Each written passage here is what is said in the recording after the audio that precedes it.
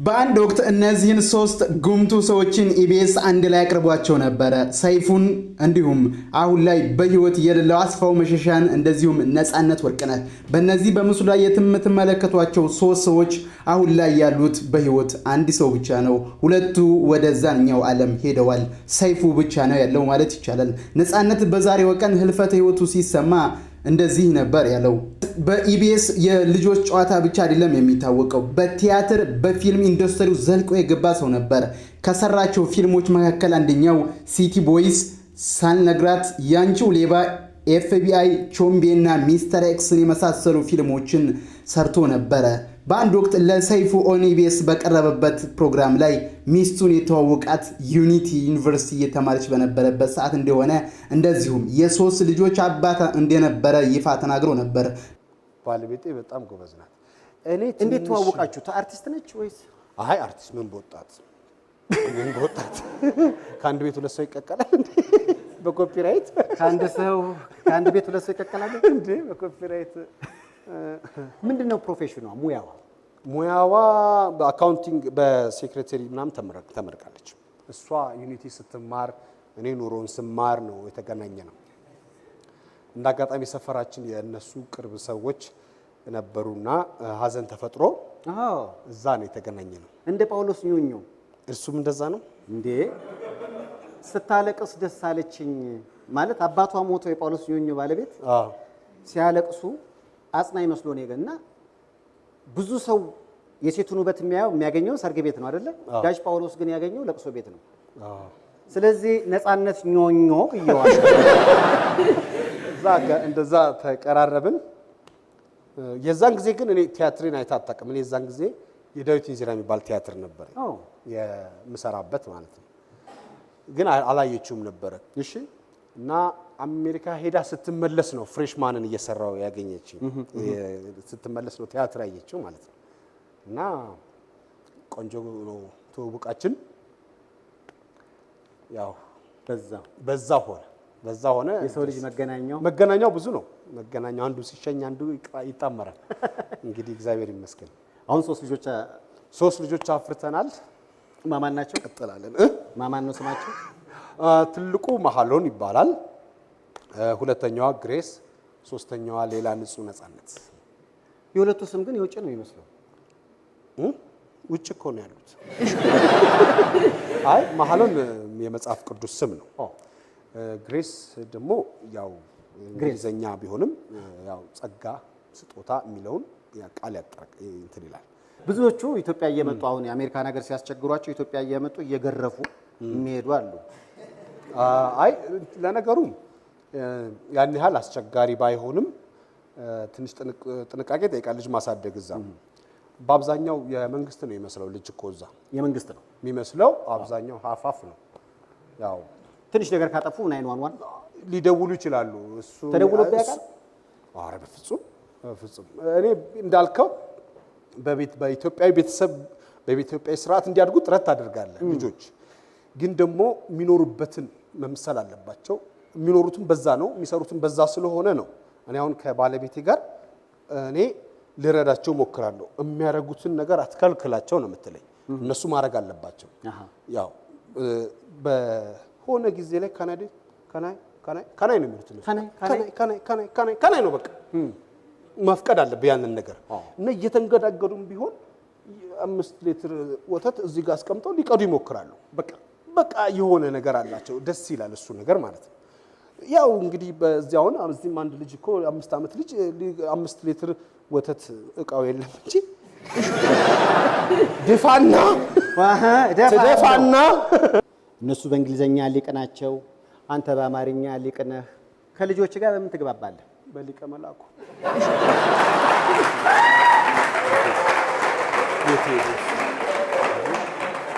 ቆንጆ ነው። ጥሩ። እኔ በፊትም እጄን እጠቀማለሁ ለማስረዳት። እጄን እጠቀማለሁ እና ያረዳ ፍሪጅ ትከፍታለህ።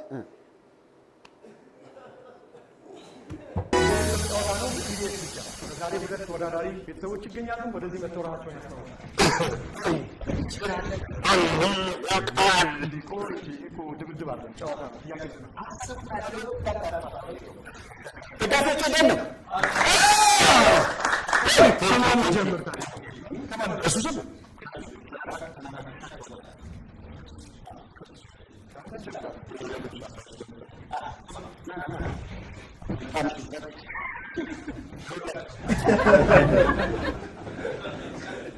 እስቲ እንግዲህ እንጀምራለን። ተዘጋጅተን መቼም ራስን አስተዋወቅ ከተባለ እንግዲህ ታስተዋውቀንና እንቀጥላለን። ግን ባዶ ነው ጌታ ነው።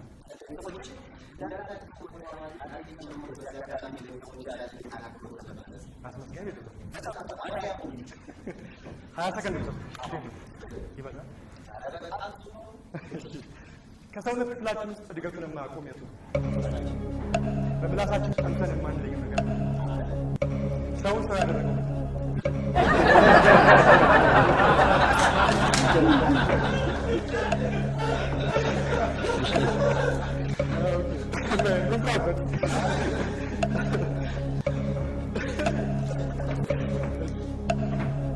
ዳቦ ስንጋግር የማይገባ ነገር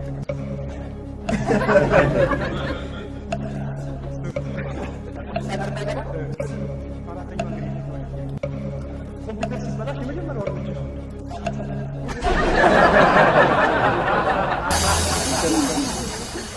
እርሳ።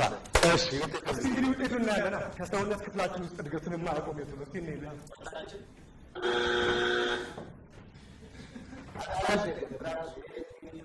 በምራሳችን ውስጥ ቀምሰን የማንለየው ነገር ምንድን ነው? ሰውን ሰው ያደረገው ምንድን ነው? ዳቦ ስንጋግር የማይገባ ነገር ጥቀስ። ኮምፒውተር ሲበላሽብህ የምታደርገው የመጀመሪያው እርምጃ ምንድን ነው?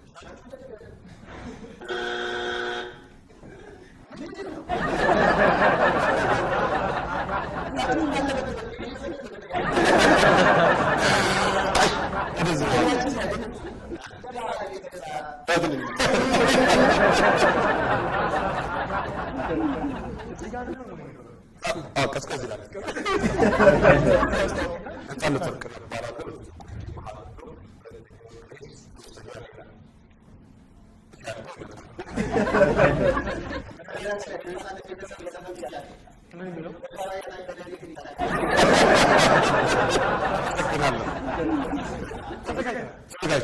ከሰውነት ክፍላችን ውስጥ ገቶ በምላሳችን ቀምሰን የማንለየው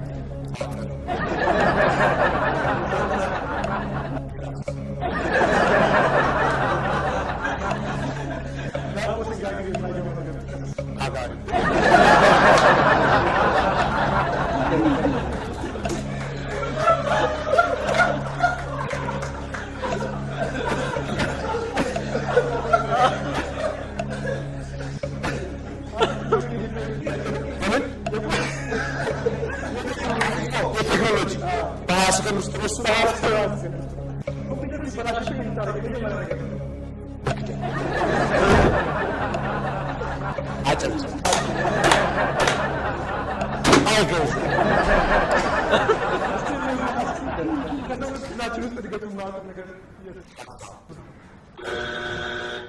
በምላሳችን ቀምሰን የማንለየው ነገር ምንድን ነው? ሰውን ያደረገው ነገር ምንድን ነው? ዳቦ ስንጋግር የማይገባ ነገር ጥቀስ። አጋሪ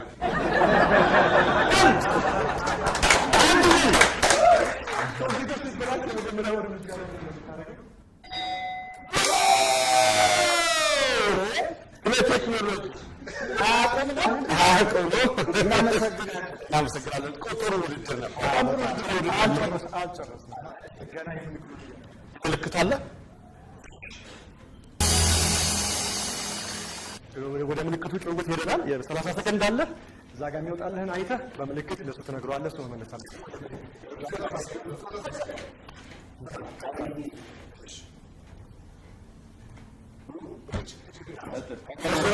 መዞር አይቻልም። ፍንጭ ይሰጣል በምልክት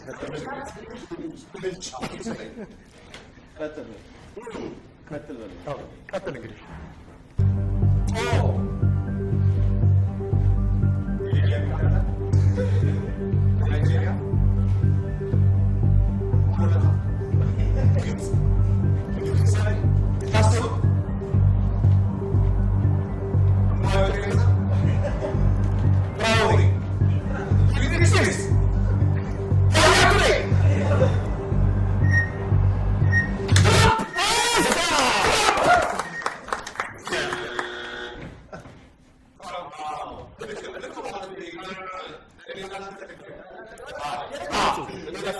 መልሰዋል።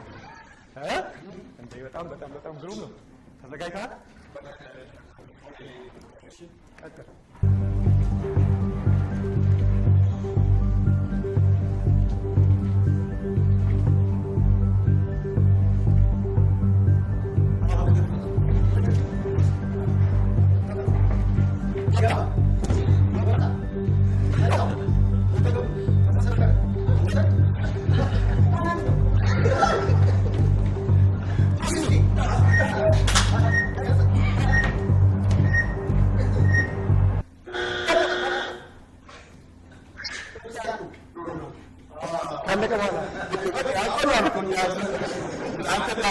ልጆቹም ባለቤቱም በአሜሪካ እንደምትኖር ይፋ አድርጎ ነበረ።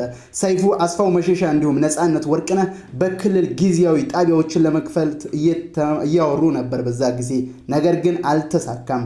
ነፃነት ወደ የማይቀረው ዓለም ተሸጋግሯል።